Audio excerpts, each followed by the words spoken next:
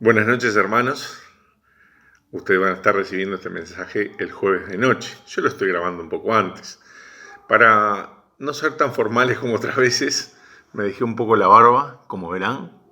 No me la voy a dejar definitivamente, pero quería ser un poco diferente porque ahora que soy abuelito, flamante abuelito, muy contento. Estamos muy contentos con Mariela y con toda la familia de tener a Josué, como ustedes lo han visto en las fotos, muy felices, aunque un poquito todavía con ganas, bastantes ganas de tenerlo en brazos, que no hemos podido, pero ya llegará ese momento lindo. En este tiempo no lo podemos hacer, pero bueno. Acá estoy con un vaso de agua, ya que no está Tito para servir el vaso de agua como lo hace muy, muy bien habitualmente. Me serví yo el vaso de agua. Así que Tito, si estás escuchando, extraño tu vaso de agua. También te extraño a vos y a todos. Pero bueno, acá tengo mi vaso de agua que lo necesitaba porque la garganta la siento extraña. Esperemos que no sea nada raro. Oren por eso. Así como oramos los unos por los otros. Voy a tomar un poco de agua. Me pasó una cosa. La otra semana pensé que yo era el que tenía que hablar. El jueves pasado que lo hizo Marcos y nos bendijo con su mensaje. Entonces preparé un mensaje para ese jueves y lo tenía pronto, pero esta semana yo dije, pero estamos en Semana Santa, o semana que llamamos Semana Santa, y he recibido de hermanos día a día lo que pasó en esa semana, lo que dice la palabra, y me pareció buena idea que también compartiéramos un mensaje que tenga que ver con la Semana Santa y sobre todo con lo que pasó el día jueves, que pasaron muchas cosas y no las vamos a tratar todas, pero cambié el mensaje, el Señor, gracias al Señor, me dio otra cosa para compartir con ustedes y oramos para que sea para nuestra bendición.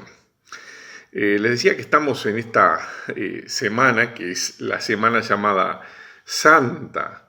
En esta semana vemos que, leyendo la palabra del Señor, vemos que ocurren una serie de acontecimientos destacados y entre otros sucesos ocurren también sucesos especialmente cada día, y el día jueves específicamente vamos a estar hablando del día jueves y vamos a considerar algunas de las cosas, algunos de los sucesos que ocurrieron el día jueves.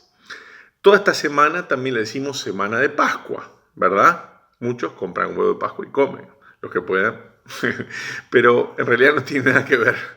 Pero Pascua en la Biblia significa pasar por encima o dejar a un lado. Indudablemente se refiere a aquel hecho cuando los israelitas pudieron en Egipto, en la 10ª plaga, que era la muerte de los primogénitos, poner en el dintel de sus casas la sangre de aquel cordero sacrificado antes de su salida de Egipto, y cuando pasaba el ángel de la muerte para castigar aquellos lugares donde no estaba la sangre del cordero en el dintel de sus puertas, allí el ángel, si no estaba la sangre, el primogénito moría. No pasó así con los israelitas, que cumplieron con lo que el Señor les pidió este día de Pascua, y por eso pasó por encima o dejó de lado o pasó por alto Dios por medio de su siervo, el ángel, pasó y no hizo lo que tenía que hacer de acuerdo a las casas que estaban o no estaban pintados su dintel con sangre. Así que allí comienza la Pascua. En Levítico 23, capítulo 23, versículo 5, dice: en el primer mes, que es el mes de Nisán, que significa retoño, que para nosotros es entre marzo y abril, que es la primavera para los judíos, a los 14 días del mes, entre las 2 tardes, deberán celebrar la Pascua. Es muy interesante que leamos acerca de la Pascua, porque por la sangre de un cordero sacrificado fueron salvos los hebreos allí en Egipto. Y esto es figura de Cristo para nosotros. En el libro de Números dice que el que estaba en condiciones de celebrar la Pascua y no lo hacía, debía ser cortado del pueblo por no ofrecer ofrenda. No era concebible para Dios que alguien que estuviera en condiciones, que no le pasara nada que impidiera hacerlo, no celebrara la Pascua, no cumpliera con el mandato de Dios. Durante la celebración de la Pascua, en el tiempo del Señor Jesús, allí al final de su ministerio, tenemos la institución de la Cena del Señor, como la llamamos, o el partimiento del pan. Allí pueden leer, entre otros versículos, en Mateo capítulo 26, versículos 17 al 30.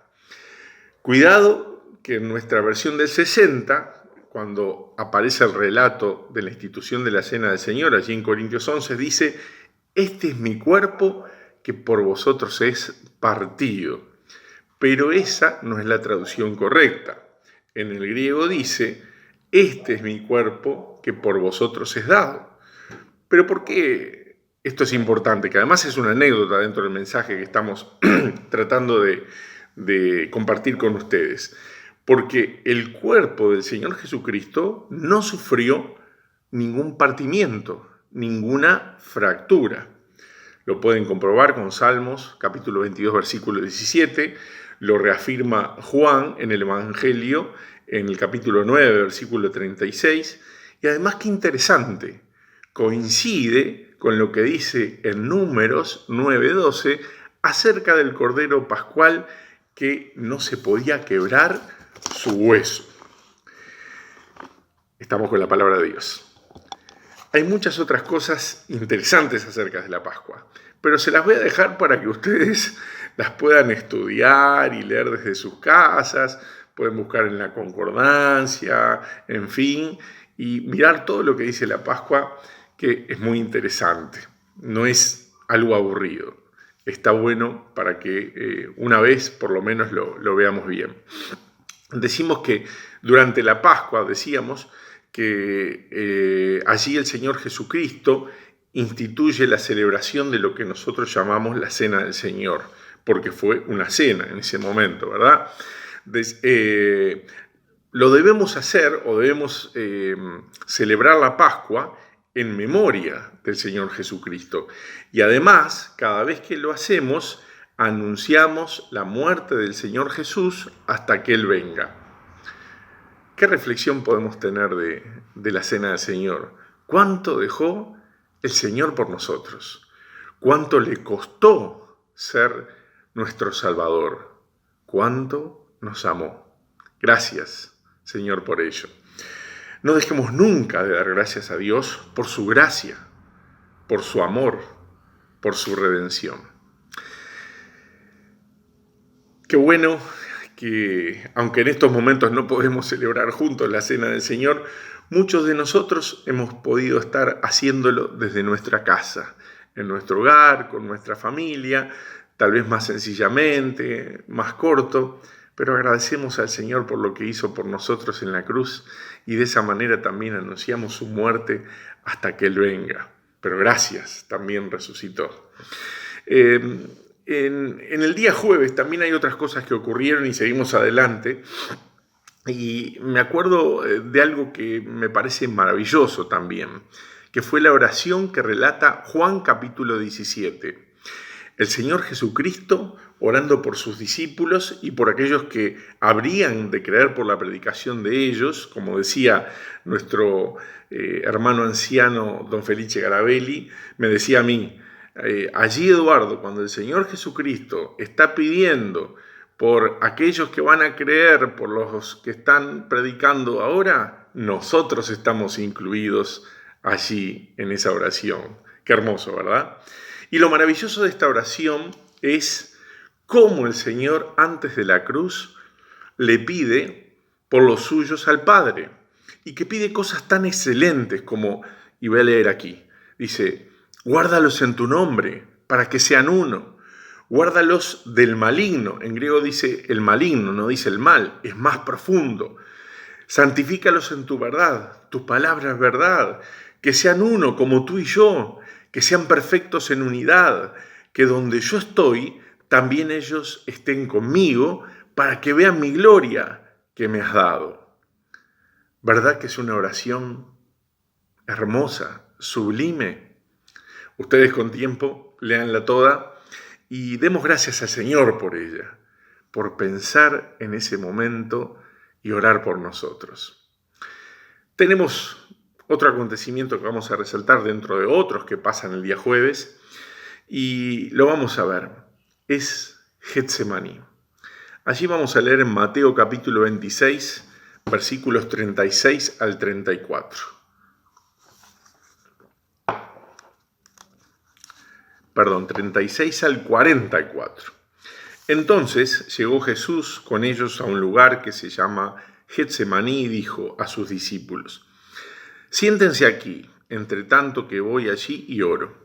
Y tomando a Pedro y a los dos hijos de Zebedeo, comenzó a entristecerse y a angustiarse en gran manera. Entonces Jesús les dijo: mi alma está muy triste hasta la muerte. Quédense aquí y velen conmigo. Yendo un poco adelante, se postró sobre su rostro, orando y diciendo: Padre mío, si es posible, pase de mí esta copa, pero no sea como yo quiero, sino como tú. Vino luego a sus discípulos y les halló durmiendo, y dijo a Pedro: ¿así que no habéis podido velar conmigo una hora? Velen y oren para que no entren en tentación. El espíritu, a la verdad, está dispuesto, pero la carne es débil.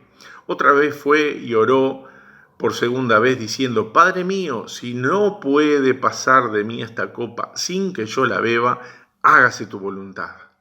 Vino otra vez y los halló durmiendo, porque los ojos de ellos estaban cargados de sueño, y dejándolos, se fue de nuevo y oró por tercera vez, diciendo las mismas palabras. Y allí también podemos leer en Lucas, el capítulo 2, el versículo 44, dice: y estando en agonía, oraba más intensamente, y era su sudor como grandes gotas de sangre que caían a la tierra. Y saben una cosa, hermanos, hace un tiempo en la cena yo quería compartir algo acerca de la agonía del Señor Jesucristo allí en Getsemaní antes de la cruz. Y una vez tuve la bendición de encontrar en internet un mensaje o un sermón que predicó el 8 de octubre de 1874 el hermano Charles Spurgeon. Este mensaje es lo que quiero leerles acerca de Getsemaní. Y presten atención como si lo estuviera expresando en ese momento, porque lo que dijo en ese momento Spurgeon es un poco, o mejor dicho, es lo que yo creo que tiene que ver, o lo más importante de lo que significa, de los acontecimientos que pasaron allí en la cruz. Algunos han dicho, y yo lo he escuchado, que el Señor Jesucristo en Getsemaní tuvo miedo. No lo creo, pero veamos qué nos enseña nuestro hermano Spurgeon, por supuesto ya con el Señor. Y dice así: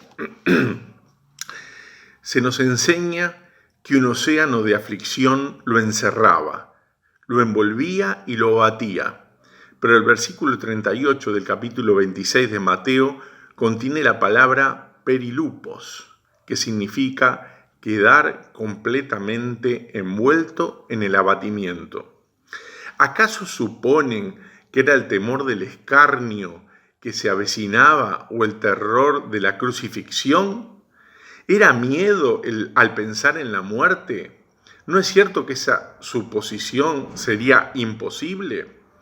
Todos los hombres le temen a la muerte, y como hombre Jesús no podría menos que estremecerse frente a ella. Cuando fuimos hechos originalmente, fuimos creados para la inmortalidad, y por lo tanto morir es extraño o incompatible para nosotros, y el instinto de conservación hace que nos repleguemos ante la muerte. Pero ciertamente, en el caso de nuestro Señor, esa causa natural no podía producir esos resultados tan especialmente dolorosos. Si nosotros que somos unos pobres cobardes, no sudamos grandes gotas de sangre, ¿por qué entonces causaba tal terror en él? No es honroso para nuestro Señor que lo imaginemos menos valiente que sus propios discípulos, y sin embargo hemos visto triunfantes algunos de sus santos más débiles ante lo inminente de la partida, de la muerte. Lean las historias de los mártires y con frecuencia los verán alegres ante los más crueles sufrimientos que se avecinaban. El gozo del Señor les ha dado tal fortaleza que ningún pensamiento cobarde los ha alarmado ni un solo instante. Ellos han ido a la hoguera o al lugar donde serían decapitados con salmos de victoria en sus labios. No debemos considerar a nuestro Señor como inferior a sus más valientes siervos. No puede ser que Él tiemble allí donde otros fueron valerosos. ¿O no? El espíritu más noble en ese escuadrón de mártires es el líder mismo. Estamos hablando del Señor Jesucristo, que tanto en el sufrimiento como en el heroísmo los sobrepasó a todos. Nadie podía desafiar de tal manera los dolores de la muerte como el Señor Jesús, el cual, por el gozo puesto delante de él, sufrió la cruz menospreciando el oprobio. No puedo concebir que las angustias de Getsemaní fueran ocasionadas por algún ataque extraordinario de Satanás. Es posible que Satanás estuviera allí y que su presencia hubiera oscurecido la sombra, pero él no era la causa más prominente de esa hora de oscuridad. Por lo menos esto está muy claro, que nuestro Señor al principio de su ministerio se enfrascó en un duelo muy severo con el príncipe de las tinieblas. Sin embargo, no leemos con relación a la tentación en el desierto ni una sola sílaba que nos diga que su alma estaba triste en extremo, ni tampoco encontramos que comenzó a entristecerse o angustiarse, ni hay tampoco ni una sola indicación solitaria de algo que fuera parecido al sudor sangriento. Con permiso. Cuando el Señor condescendió a enfrentarse con el príncipe del poder del aire, no le tuvo ningún miedo como para clamar a gran voz y derramar lágrimas y caer postrado al suelo, rogando 3 veces al grandioso Padre. Hablando comparativamente, poner su pie sobre la serpiente antigua fue una tarea fácil para Cristo, y le costó una herida en el calcañar, pero esta agonía de Getsemaní hirió su alma hasta la muerte. ¿Qué creen ustedes entonces? ¿Qué fue lo que marcó de manera tan especial a Getsemaní y a las angustias que tuvieron lugar allí? Creemos que el Padre lo puso a sufrir allí por nosotros. Era en ese momento que nuestro Señor tenía que tomar una cierta copa de la mano del Padre.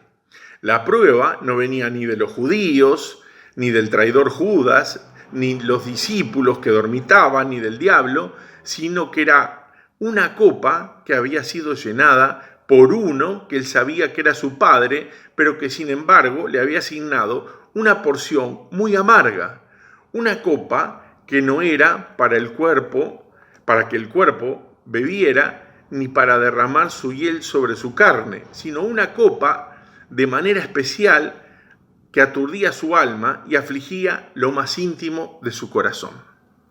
Él retrocedía frente a ella, y por lo tanto pueden estar seguros que fue un trago más terrible que el dolor físico, pues frente a él no se acobardaba el Señor Jesucristo.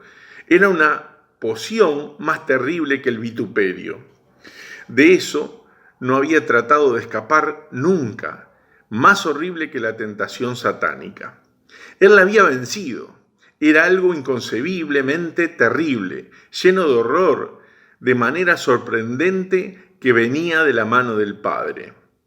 Esto elimina toda duda en cuanto a lo que era, pues leemos, con todo eso, Jehová quiso quebrantarlo, sujetándole a padecimiento. Cuando haya puesto su vida en expiación por el pecado, verá linaje. Mas Jehová cargó en él el pecado de todos nosotros. Al que no conoció pecado por nosotros, lo hizo pecado. Entonces, esto es lo que le ocasionó al Salvador que experimentara una extraordinaria depresión. Él estaba próximo a que por la gracia de Dios gustase la muerte por todos y llevar la maldición que merecían los pecadores, porque estuvo en lugar de los pecadores, sufrió en lugar de ellos, de nosotros. Aquí está el secreto de esas agonías que no es posible declarar ordenadamente ante ustedes. Tan cierto es que solamente para Dios y únicamente para Él sus angustias son plenamente conocidas, así dice el hermano Spurgeon. Sin embargo, dice él, quiero exhortarlos para que consideren por un momento estas angustias, para que puedan amar a quien las sufrió. Ahora se daba cuenta tal vez por primera vez qué significaba cargar con el pecado. Cómo Dios era perfectamente santo e incapaz de pecar y como hombre estaba sin la mancha original y puro y sin ninguna contaminación. Sin embargo, tuvo que cargar con nuestro pecado. Ser llevado como el chivo expiatorio cargando con la iniquidad del mundo sobre su cabeza. Ser tomado y hecho una ofrenda por el pecado y como una cosa aborrecible, pues nada era más aborrecible que la ofrenda del pecado. Ser llevado fuera del campamento y ser totalmente consumido por el fuego divino. ¿Te sorprende que su infinita pureza se resistiera ante eso? Hubiera sido hubiera sido lo que él era si hubiera dejado de ser un asunto extremadamente solemne para él, estar ante Dios en la posición de pecador y como Lutero lo hubiera expresado, ser visto por Dios como si él fuera todos los pecadores del mundo y como si él hubiera cometido todo el pecado que fue cometido en todos los tiempos por el mundo. Pues todo ese pecado fue colocado sobre él y sobre él debió volcarse toda la violencia que ese pecado exigía. Él debió ser el centro de todo juicio y cargar sobre él con todo lo que debía recaer sobre los culpables hijos de los hombres, nosotros. Gracias al Señor Jesucristo. Gracias a Dios que en su gracia entregó su Hijo por amor a cada uno de nosotros. Y el Señor Jesucristo sufrió en Getsemaní por llevar la carga de nuestro pecado, no porque tuviera miedo, sino porque era casi incomprensible para él ponerse ante Dios como un pecador, pero fue necesario para nuestra salvación. Que el Señor nos ayude a agradecer en esta semana llamada Santa. Leí el otro día que alguien decía, más que una semana santa, Dios quiere una vida santa. Que el Señor nos ayude a tener vidas santas delante de Él y ser agradecidos cada día por lo que hizo el Señor Jesucristo por nosotros en la cruz. A Él sea la gloria. Que el Señor les bendiga.